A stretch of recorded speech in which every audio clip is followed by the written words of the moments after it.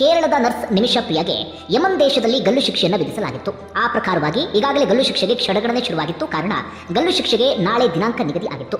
ಸಹಜವಾಗಿ ಈ ವಿಚಾರಕ್ಕೆ ಸಂಬಂಧಪಟ್ಟ ಹಾಗೆ ದೇಶಾದ್ಯಂತ ಕುತೂಹಲ ಇತ್ತು. ಜೊತೆಗೆ ದೇಶಾದ್ಯಂತ ಚರ್ಚೆ ನಡೀತಾ ಇತ್ತು. ಸಾಕಷ್ಟು ಮಂದಿ ನಿಮಿಷಾ ಪ್ರಿಯಾಗೆ ಗಲ್ಲು ಶಿಕ್ಷೆ ತಪ್ಪಿ ಹೋಗ್ಲಿ ಎನ್ನುವ ರೀತಿಯಲ್ಲಿ ಪ್ರಾರ್ಥನೆಯನ್ನ ಮಾಡ್ಕೊಳ್ತಾ ಇದ್ರು. ಇದರ ನಡುವೆ ಒಂದಷ್ಟು ಬೆಳವಣಿಗೆ ಆಗ್ತಾ ಇತ್ತು. ಅಂತಿಮವಾಗಿ ಇದೀಗ ನಿಮಿಷಾ ಪ್ರಿಯಾಗೆ ವಿಧಿಸಲಾಗಿದ್ದಂಥ ಗಲ್ಲು ಶಿಕ್ಷೆಯನ್ನ ಮುಂದೂಡಿಕೆ ಮಾಡಲಾಗಿದೆ. ಯಮನ್ ಸರ್ಕಾರದ ಅಧಿಕಾರಿಗಳು ಇದಕ್ಕೆ ಸಂಬಂಧಪಟ್ಟ ಹಾಗೆ ಅಧಿಕೃತವಾಗಿ ಪ್ರಕಟಣೆಯನ್ನು ಹೊರಡಿಸಿದ್ದಾರೆ.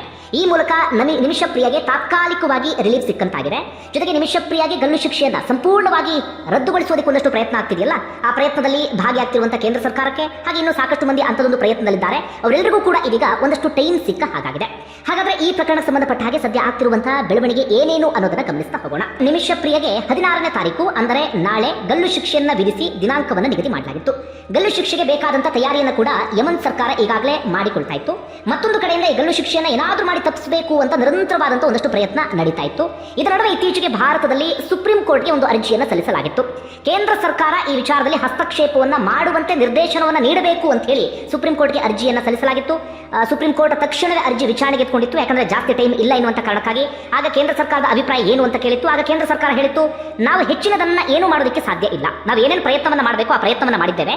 ಎಲ್ಲಾ ಮಿತಿಯನ್ನು ಕೂಡ ನಾವು ಮೀರಿ ಹೋಗಾಗಿದೆ. ಸದ್ಯ ಬ್ಲಡ್ ಮನಿಯ ಆಪ್ಷನ್ ಹೊರತಾಗಿ ನಮ್ಮ ಕೈಯಲ್ಲಿ ಏನೂ ಕೂಡ ಮಾಡೋದಕ್ಕೆ ಸಾಧ್ಯ ಇಲ್ಲ ಅಂತ ಹೇಳಿ ಕೇಂದ್ರ ಸರ್ಕಾರದ ಕಡೆಯಿಂದ ಕ್ಲಾರಿಟಿ ಸಿಕ್ಕಿತ್ತು. ಹೀಗಾಗಿ ಸುಪ್ರೀಂ ಕೋರ್ಟ್ ಅರ್ಜಿ ವಿಚಾರಣೆಯನ್ನ 18ಕ್ಕೆ ಮುಂದೂಡಿಕೆ ಮಾಡಲಾಗಿತ್ತು. ಅಪ್ಪಿತಪ್ಪಿ ಗಲ್ಲು ಶಿಕ್ಷೆಯನ್ನು 16ಕ್ಕೆ ನಾಳೆ ವಿಧಿಸಿಬಿಟ್ಟಿದ್ರೆ 18ರ ವಿಚಾರಣೆಯಲ್ಲಿ ಯಾವುದೇ ಅರ್ಥವೂ ಕೂಡ ಇರ್ತಾ ಇರಲಿಲ್ಲ. ಬಿಡಿ, ಇಂಥದೊಂದು ಬೆಳವಣಿಗೆ ಆಗಿತ್ತು. ಇದರೊಳಗೆ ಆದಂತಹ ಮತ್ತೊಂದು ಪ್ರಮುಖ ಬೆಳವಣಿಗೆ ಏನಪ್ಪಾ ಅಂದ್ರೆ ಕೇರಳದ ಪ್ರಭಾವಿ ಸುನ್ನಿ ಮುಸ್ಲಿಂ ಧಾರ್ಮಿಕ ಗುರು ಕಾಂತಪುರಂ ಎಪಿ ಅಬುಬಕರ್ ಮುಸ್ಲಿಯಾರ್ ಈ ವಿಚಾರದಲ್ಲಿ ಮಧ್ಯಪ್ರವೇಶವನ್ನ ಮಾಡಿದ್ರು. ಯಮನ್ನ ಪ್ರಮುಖ ಧಾರ್ಮಿಕ ಮುಖಂಡ ಆಗಿರುವಂತಹ ಶೇಖ್ ಹಬೀರ್ ಉಮರ್ ಜೊತೆಗೆ ಒಂದು ಸಭೆಯನ್ನ ಆಯೋಜನೆ ಮಾಡಿದ್ರು. ಇವತ್ತು ನಡೆದಂತಹ ಸಭೆ ಅದು. ಆ ಸಭೆಯಲ್ಲಿ ಧಾರ್ಮಿಕ ಮುಖಂಡರು ಹಾಗೆ ಮೆಹದಿ ಕುಟುಂಬಸ್ಥರು, ಅದೇ ರೀತಿಯಾಗಿ ಈ ಸಾವನ್ನಪ್ಪಿರುವಂತಹ ಮೆಹದಿ ಸಂಬಂಧಿಕರೊಬ್ಬರು ನ್ಯಾಯಾಧೀಶರಿದ್ದಾರೆ, ಅವರು ಕೂಡ ಸಭೆಯಲ್ಲಿ ಭಾಗಿಯಾಗಿದ್ರು. ಸಭೆಯಲ್ಲಿ ಸಾಕಷ್ಟು ವಿಚಾರಗಳು ಚರ್ಚೆಗೆ ಬಂದಿದ್ದಾವೆ. ಅಂತಿಮವಾಗಿ ಕುಟುಂಬಸ್ಥರು ಆ ಬ್ಲಡ್ ಮನಿಯನ್ನ ಪಡೆಯೋದಕ್ಕೆ ಒಪ್ಪಿಗೆಯನ್ನು ಸೂಚಿಸಿದ್ದಾರಂತೆ. ಏನು ಎತ್ತ ಅಂತ ಎಕ್ಸ್ಪ್ಲೇನ್ ಮಾಡ್ತಾ ಹೋಗ್ತೀನಿ. ಬ್ಲಡ್ ಮನಿ ಅಂದ್ರೆ ಏನು, ನಿಮಿಷಾ ಪ್ರಿಯ ಪ್ರಕರಣ ಏನು ಅನ್ನೋದನ್ನ ಎಕ್ಸ್ಪ್ಲೇನ್ ಮಾಡ್ತಾ ಹೋಗ್ತೀನಿ. ಆ ಬ್ಲಡ್ ಮನಿಯನ್ನು ಪಡೆಯೋದಕ್ಕೆ ಅವರು ಒಪ್ಪಿಗೆಯನ್ನು ಸೂಚಿಸಿದ್ದಾರಂತೆ. ಈ ಕಾರಣಕ್ಕಾಗಿ ಸದ್ಯ ತಾತ್ಕಾಲಿಕವಾಗಿ ಆ ಗಲ್ಲು ಶಿಕ್ಷೆಯಿಂದ ತಪ್ಪಿಸಲಾಗಿದೆ, ಅಂದ್ರೆ ಮುಂದೂಡಿಕೆ ಮಾಡಲಾಗಿದೆ. ಮುಂದೆ ಏನಾಗುತ್ತೆ ಅನ್ನೋದನ್ನ ಕಾದು ನೋಡಬೇಕಾಗಿದೆ. ಜೊತೆಗೆ ಮುಂದಿನ ದಿನಗಳಲ್ಲಿ ಸಂಪೂರ್ಣವಾಗಿ ಆ ಗಲ್ಲು ಶಿಕ್ಷೆಯನ್ನು ತಪ್ಪಿಸೋದಕ್ಕೆ ಪ್ರಯತ್ನ ಎಲ್ಲವೂ ಕೂಡ ಇದೀಗ ನಡೀತಾ ಇದೆ. ಹಾಗಾದ್ರೆ ಏನಿದು ಪ್ರಕರಣ, ಏನಿದು ಬ್ಲಡ್ ಮನಿಯ ವಿಚಾರ, ಅದನ್ನ ಈಗ ಗಮನಿಸ್ತಾ ಹೋಗೋಣ. ಸ್ವತಃ ಕೇರಳದ ಪಾಲಕ್ಕಡ್ನವರು ಒಂದು ಸಾಮಾನ್ಯ ಕುಟುಂಬದಲ್ಲಿ ಹುಟ್ಟಿದಂಥವರು.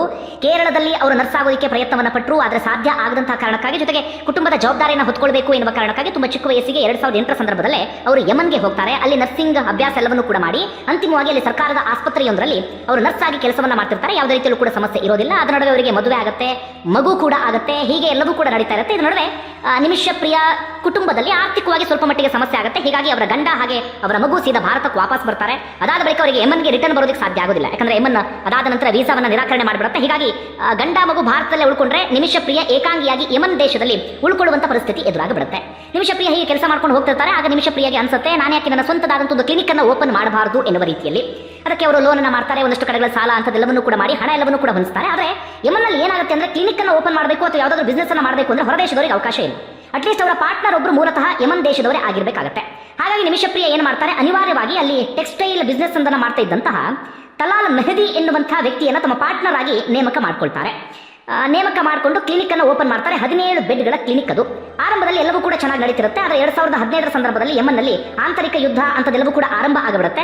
ಆಗ ನಿಮಿಷಾ ಪ್ರಿಯ ಕ್ಲಿನಿಕ್ ಕೂಡ ಸಮಸ್ಯೆ ಶುರುವಾಗಿಬಿಡುತ್ತೆ. ಇದರ ನಡುವೆ ಆದಂತ ಇನ್ನೊಂದು ಸಮಸ್ಯೆ ಏನಪ್ಪಾ ಅಂದ್ರೆ, ಒಂದು ಕಡೆಯಿಂದ ಈ ಸಮಸ್ಯೆ, ಇನ್ನೊಂದು ಕಡೆಯಿಂದ ಈ ತಲಾಲ್ ಮೆಹದಿ ಇರ್ತಾನಲ್ಲ, ಆರಂಭದಲ್ಲಿ ಚೆನ್ನಾಗಿರ್ತಾನೆ. ಆದರೆ ಬರ್ತಾ ಬರ್ತಾ ಏನ್ ಮಾಡ್ತಾನೆ ಅಂದ್ರೆ, ಈ ಕ್ಲಿನಿಕ್ಗೆ ಏನು ಫಂಡ್ ಅನ್ನು ಹಾಕಲಾಗಿರುತ್ತೆ, ಹಣವನ್ನು ಹೂಡಿಕೆ ಮಾಡಲಾಗಿರುತ್ತೆ ಅಥವಾ ಏನು ಪ್ರಾಫಿಟ್ ಬರ್ತಾ ಇರುತ್ತೆ ಎಲ್ಲವನ್ನೂ ಕೂಡ ನುಂಗಿ ನೀರು ಕುಡಿತಾ ಇರ್ತಾನೆ. ಇದನ್ನ ಪ್ರಶ್ನೆ ಮಾಡಿದ ಕಾರಣಕ್ಕಾಗಿ ನಿಮಿಷಾ ಪ್ರಿಯಗೆ ಇನ್ನಿಲ್ಲದಂತ ಟಾರ್ಚರ್ ಅನ್ನು ಕೊಡ್ತಿರ್ತಾನೆ. ನಿಮಿಷಾ ಪ್ರಿಯ ಯಮನ್ ದೇಶದಲ್ಲಿ ಇದ್ದಂತ ಕಾರಣಕ್ಕಾಗಿ ಆ ಟಾರ್ಚರ್ ಅನ್ನು ಅನುಭವಿಸುವಂತ ಪರಿಸ್ಥಿತಿ ಎದುರಾಗಿಬಿಡುತ್ತೆ. ಕುಟುಂಬಸ್ಥರ ಜೊತೆಗೆ ಶೇರ್ ಮಾಡ್ಕೊಳ್ಳುವ ಹಾಗಿರೋದಿಲ್ಲ, ಶೇರ್ ಮಾಡ್ಕೊಂಡ್ರು ಕೂಡ ಯಾವುದೇ ಪ್ರಯೋಜನ ಆಗ್ತಿರೋದಿಲ್ಲ. ಆಗ ಅವರು ಅಲ್ಲಿನ ಪೊಲೀಸ್ ಇಲಾಖೆ ಮೊರೆ ಹೋಗ್ತಾರೆ. ಆದ್ರೆ ಪೊಲೀಸರಿಂದಲೂ ಕೂಡ ಹೇಳ್ಕೊಳ್ಳುವಂತ ಸಹಾಯ ಅಂತದೇನು ಕೂಡ ಸಿಗೋದಿಲ್ಲ. ಬರ್ತಾ ಬರ್ತಾ ಈ ಮೆಹದಿ ಏನ್ ಮಾಡ್ತಾನೆ ಅಂದ್ರೆ ವಿಪರೀತ ಟಾರ್ಚರ್ ಕೊಡೋದಕ್ಕೆ ಶುರು ಮಾಡ್ಕೊಳ್ತಾನೆ.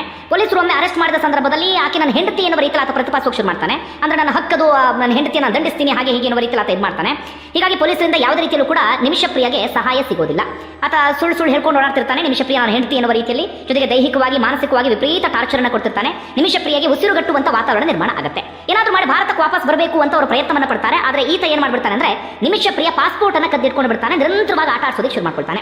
ಎಷ್ಟೇ ಪ್ರಯತ್ನ ಪಟ್ಟರು ಕೂಡ ನಿಮಿಷ ಪ್ರಿಯಗೆ ಪಾಸ್ಪೋರ್ಟ್ ಅನ್ನು ವಾಪಸ್ ಪಡೆಯೋದಕ್ಕೆ ಸಾಧ್ಯ ಆಗಿಲ್ಲ. ಆಗ ನಿಮಿಷ ಪ್ರಿಯ ಸಹೋದ್ಯೋಗಿ ಒಬ್ಬರು ಒಂದು ಐಡಿಯಾ ಕೊಡ್ತಾರೆ. ನೀನು ಹೇಗೂ ನರ್ಸಿದ್ಯಲ್ಲ, ಆತನಿಗೆ ಈ ಪ್ರಜ್ಞೆ ತಪ್ಪು ಅಂತ ಒಂದು ಔಷಧಿಯನ್ನು ಕೊಡು, ಅದಾದ ಬಳಿಕ ನೀನು ಪಾಸ್ಪೋರ್ಟ್ ಅನ್ನು ಎತ್ಕೊಂಡು ಬಿಡು ಎನ್ನುವ ರೀತಿಯಲ್ಲಿ. ನಿಮಿಷ ಪ್ರಿಯಗೆ ಅದು ತೀರಾ ಅನಿವಾರ್ಯ ಬಿಟ್ಟಿತ್ತು. ಯಾಕಂದ್ರೆ ಗುರುತು ಪರಿಚಯ ಇಲ್ಲದಂತ ದೂರದ ದೇಶದಲ್ಲಿ ಹಿಂಸೆಯನ್ನು ಅನುಭವಿಸ್ತಾ ಇದ್ರು.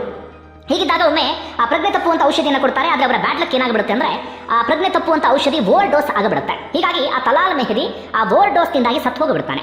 ತಕ್ಷಣಕ್ಕೆ ನಿಮಿಷ ಪ್ರಿಯಗೆ ಏನು ಮಾಡಬೇಕು ಅಂತ ಗೊತ್ತಾಗೋದಿಲ್ಲ. ನಿಮಿಷ ಪ್ರಿಯ ಮಾಡಿದಂತ ಎಡವಟ್ಟು ಅಂದ್ರೆ ಅದೇ, ಈ ದೇಶದಲ್ಲಿದ್ದೇನೆ, ಯಮನ್ ಸರ್ಕಾರ ಇಂತಹ ವಿಚಾರದಲ್ಲಿ ತುಂಬಾ ಕಠಿಣ, ನಾನು ತಪ್ಪಿಸ್ಕೊಳ್ಳೋದಕ್ಕೆ ಸಾಧ್ಯವೇ ಇಲ್ಲ ಅಂತ ಹೇಳಿ ಆ ಭಯದಲ್ಲೇ ಈ ತಲಾಲ್ ಮೆಹದಿಯ ದೇಹವನ್ನ ಕತ್ತರಿಸಿ ತುಂಡು ತುಂಡಾಗಿ ಒಂದು ವಾಟರ್ ಟ್ಯಾಂಕ್ಗೆ ತುಂಬಿ ಅಲ್ಲಿಂದ ಎಸ್ಕೇಪ್ ಆಗಿಬಿಡ್ತಾರೆ.